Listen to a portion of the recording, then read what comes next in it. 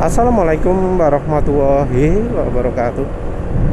Jadi kali ini penulis ingin menjawab kenapa sih motornya nggak dibenahi dulu untuk uji oli, kenapa motor nggak beres gitu dipakai untuk merekomendasikan oli ya.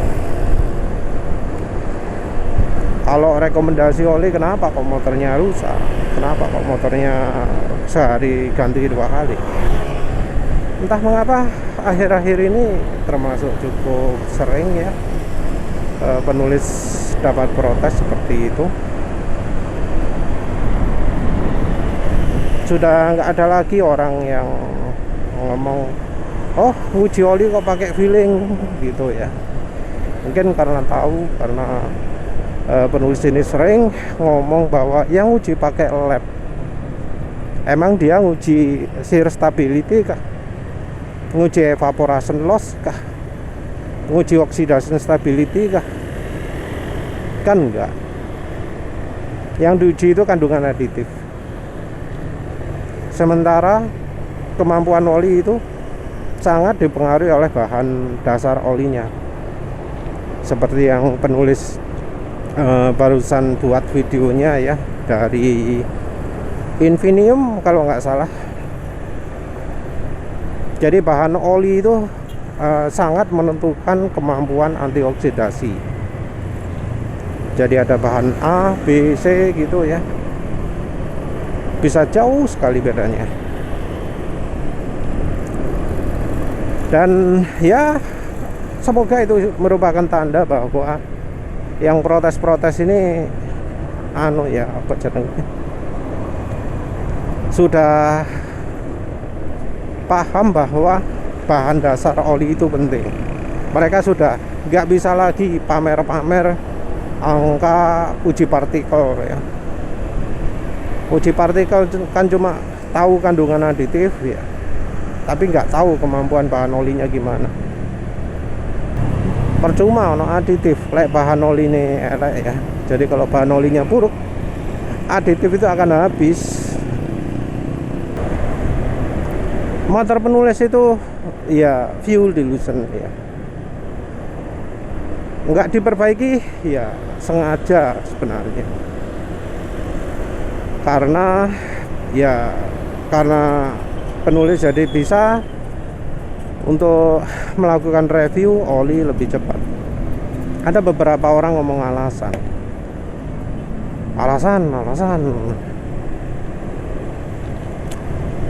Loh, kondisi motor penulis ini sebenarnya ya sesuatu yang nggak umum gitu loh, nggak sehat tanda nih. Karena ada beberapa bro ya yang sama-sama NMAX pakai oli yang penulis rekomendasikan itu cuma tahan 100-200 km di motor NMAX mereka, walau NMAX nya tanpa silinder liner besi, masih pakai ori Yamaha semua, itu ya awet bisa 1000-1500.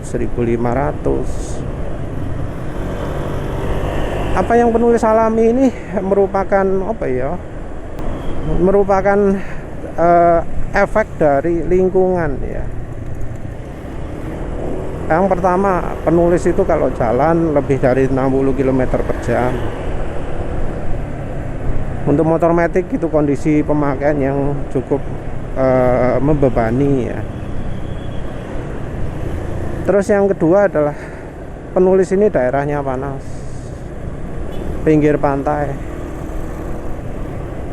Suhu kalau malam hari pun ya itu bisa 30 derajat Celcius dalam ruangan. Dalam ruangan segitu. Nah, kalau siang-siang berapa? Ya bisa aja. Kalau pagi-pagi ada matahari gitu 40 derajat itu ya bisa aja. Nah, itu membuat olinya encer. Terus juga oli yang penulis pakai kan ya Malup Supermatic. Nah, oli itu bahannya buruk sekali ya, merupakan salah satu oli paling buruk.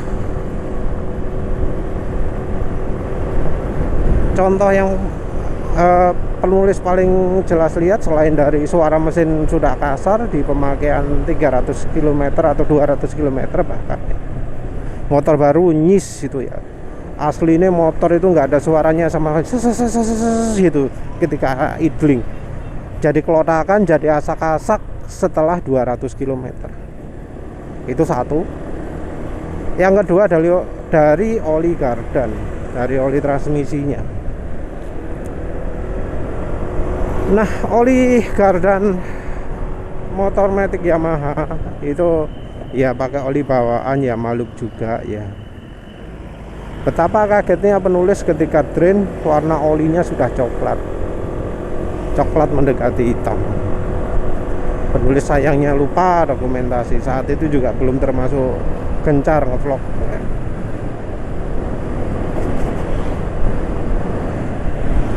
Udah warna gelap olinya.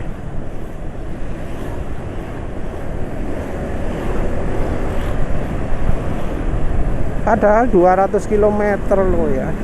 Masih 200 km umur motornya. Sudah gelap. Bener juga kepikiran untuk cek itu karena lihat di Kaskus ada yang ngomong oli gardan hitam sekali waktu di drain, karena suaranya mesin kelorakan gitu ya. Terus di drain hitam sekali warnanya. Menulis kaget di menulis drain aja. Saat itu pakai Oppo ya, kalau nggak salah pakai Fastron. Wis pakai Fastron. Penulis pakai cukup lama, mungkin 5.000 km kalau nggak salah ya. Tapi yang jelas penulis drain itu oli gardan pakai Fastron. Bening ya, bening, nggak ono coklatnya, nggak ono apane. Warnanya sudah lebih gelap, tapi belum coklat, masih kuning ya. Beda sekali dengan ketika pakai Yamaha itu bola oli pakai oli bawaan motor. Jelas bahwa motor penulis itu rusak karena olinya bawaan itu. Karena penulis sendiri ngerasakan suara mesin wasak-asak nemen ya. Kondisi 700 km penulis kirim itu suaranya wis wasak-asakin nemen, penulis nggak berani kencang, jalan 60. Tapi penulis saat itu nggak sadar bahwa menjalankan motor kecepatan 60 dengan kondisi suara sangat asak-asak gitu akan merusak ya. Dan kemudian oli di drain kondisinya sudah hitam, oli pemakaian 700 km hitam, dan itu juga nggak full ya, sudah berkurang banyak. Karena sudah ganti oli, penulis pun jadi berani jalan kencang. Tapi ya saat itu masih masih rada ono percayane gitu ya. Tapi karena kemudian cepat sekali suara mesin jadi kasar, penulis drain di 400 km. Jadi di kilometer motor 1100 penulis drain olinya, penulis ganti Fastron, dan tentu nggak di bengkel resmi Yamaha. Saat pasang baut itu penulis juga lihat yang mekanike mengeraskan bautnya pakai kaki. Edan. Akhirnya penulis putuskan wes ganti oli dhewe ae. Penulis pun sengaja beli kunci ya, kunci untuk buka baut wes untuk berikutnya. Parah lah wes. Penulis selama buka nutup oli selama ini ya, dari ratusan hampir ya lebih dari 100 oli, lebih dari 100 kali ganti oli. Penulis nggak pernah pakai power ya. Untuk mengencangkan juga pakai tangan satu, nggak perlu tangan dua. Yes, ketika drain itu penulis kelihatan, wah amit-amit ya, 400 km sudah hitam kelam. kacau banget ya. Ya wes, terus penulis pakai oli Fastronnya sampai suara mesin kasar. Saat itu kalau nggak salah suara mesinnya kasar setelah 850 mungkin ya, lupa wis. Tapi 850 km sudah kasar, penulis drain, dan ternyata olinya nggak hitam. Jadi benar-benar awal-awal itu kesalahan pemakaian oli sehingga motor jadi fuel dilution, jadi olinya cepat rusak, jadi olinya cepat kasar suaranya. Dan kemudian penulis ya pakai coba-coba oli ya. Penulis ya tentu ngikutin dulu rekomendasi. Pertama yang penulis ngikutin rekomendasi itu adalah Shell Ultra. Review masih belum kayak sekarang ya, masih angin-anginan. Tapi dari review tersebut penulis sudah mengamati. Penulis sudah biasa tiap hari gaspol saat itu, termasuk COVID ya, zamannya COVID, jalan raya itu sepi, lengang. Jadi penulis itu bisa gaspol.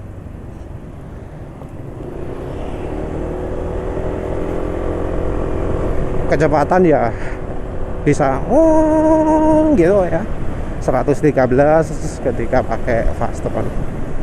Penulis ya berkendaranya duduk tegak, nggak pakai merunduk.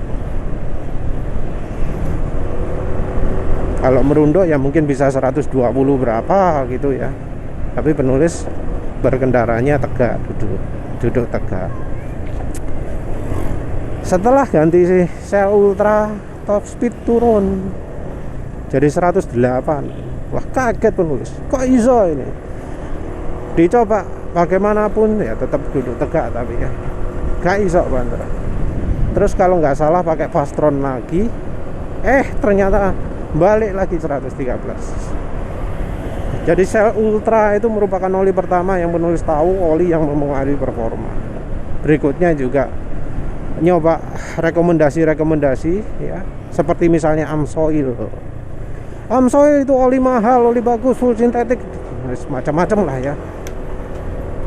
Dicoba, ternyata RPM mesinnya kasar, putaran mesinnya kasar, suara mesinnya. Tapi bisa halus ya. Halusnya cuma kalau sudah jalan lebih dari 80 km per jam. Jadi selama jalannya masih di bawahnya 60, gak halus suara mesinnya.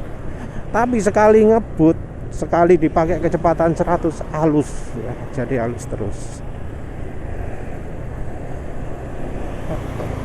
Itu penulis pakai Amsoil versi lama ya, yang masih bahan PAO.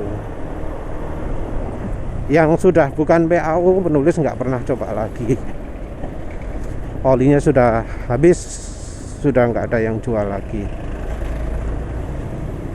Terus penulis coba oli-oli lain yang rekomendasi dari grup oli besar ya, LDIC. Ada Eneos Molybdenum, Kendal GT1, Rimula R4X ya. Ada BM1, Top One. Ya sayangnya oli-oli tersebut pendek sekali ya umurnya di motor penulis, pendek sekali. Terus kemudian ya penulis tahu ada Mestran B40, wah terus tahu ada Mestran S40, wah luwe awet maneh gitu ya. Jadi penulis lalu ya menyimpulkan bahwa oli full sintetik sekarang ini beda banget lah dengan zaman dulu. Karena penulis tahu banget Castrol GPS itu luar biasa, penulis tahu gitu. Oli yang ya dipakai gaspol macam-macam halus terus ya, yang ternyata beneran. Penulis pakai DNMAX ini sampai hampir 2000 km kalau nggak salah, masih halus. Penulis waktu drain itu nyesel ya. Drain wes kadung kepake untuk semprot-semprot anti rayap, Dan iya oli berikutnya ada wis dalam kondisi baru ya, itu oli sudah lebih buruk daripada Castrol GPS 2000 km.